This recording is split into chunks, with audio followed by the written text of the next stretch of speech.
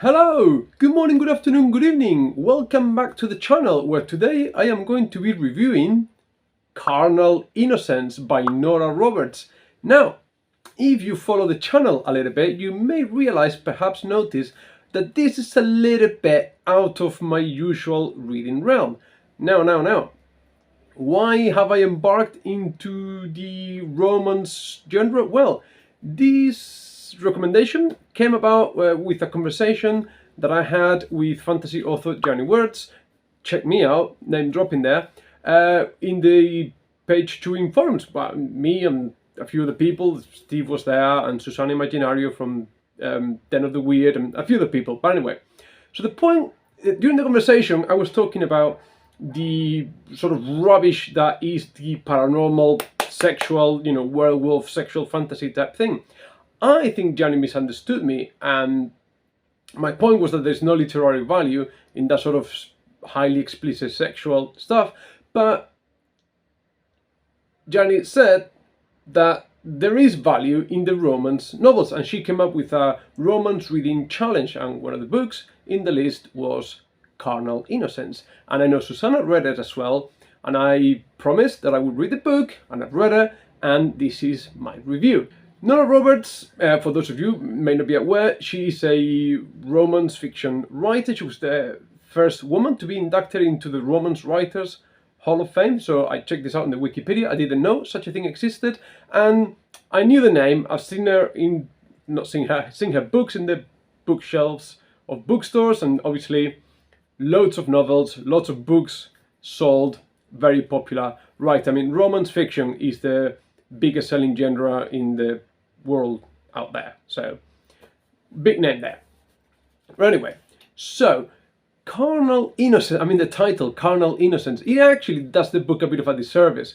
But anyway, so the setting takes place in Mississippi, and we follow our main protagonist, Caroline, who is a world-renowned violin player who suffers a mental breakdown due to her busy schedule and goes back to the family home, her grandparents' home, in small town Mississippi.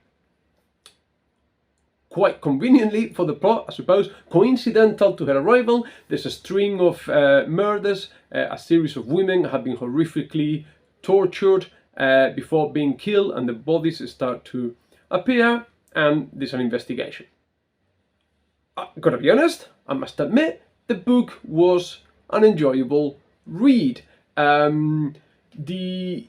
would say, like, the setting sort of ticked all the boxes of what I would consider cliches of southern US, from far removed the other side of the Atlantic. But all the women are called Leanne or Ruth Ann or something Ann, and there's a lot of Tommy Lees and Billy Lees and that sort of very typical sort of southern names, and everyone eats blueberry pies and ma'am this and all that stuff. The time setting of the book is a little bit uncertain. There's no mention of technology, there's no mobile phones, there's no mention of the internet, so it could be some indefinite time between the 80s and the 90s, somewhere there perhaps, even though I think the book came out a lot later. I'll check the publication date after I record this video. But the setting is quite evocative, I would say, like the descriptions, the swamps, the history of the main sort of counterpoint to Caroline, the romance guy is the descendant of a rich Mississippi cotton planters, and there's a lot of sort of southern history there and southern attitudes and stuff. So the setting works really, really well.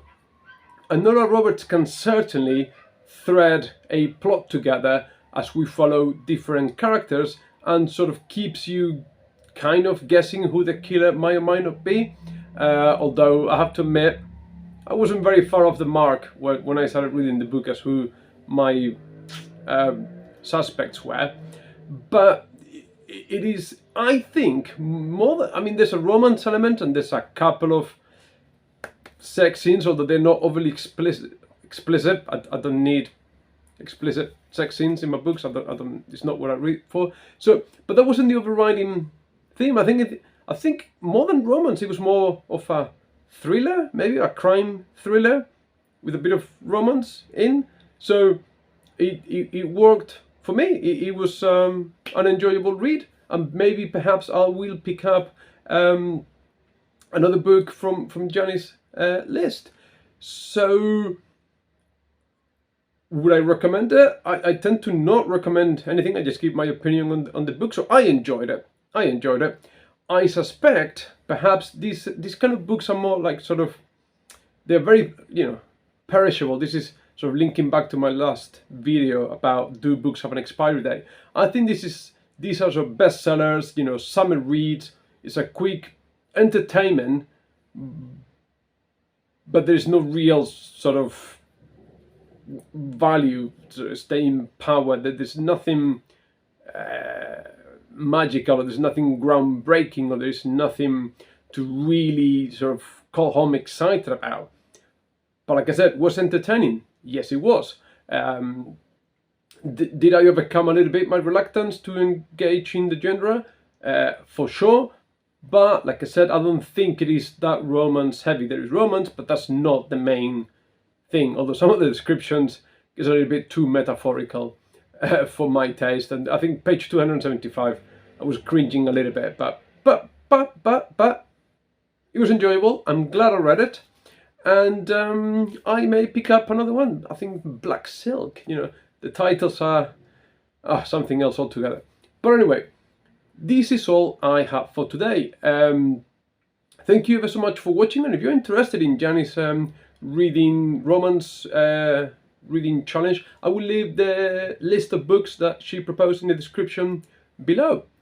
And that's all I have for today. As usual, thank you ever so much for watching. If you haven't done so, like, subscribe, comment. Let me know what you think. Take loads and loads of care, and I'll see you soon. Bye.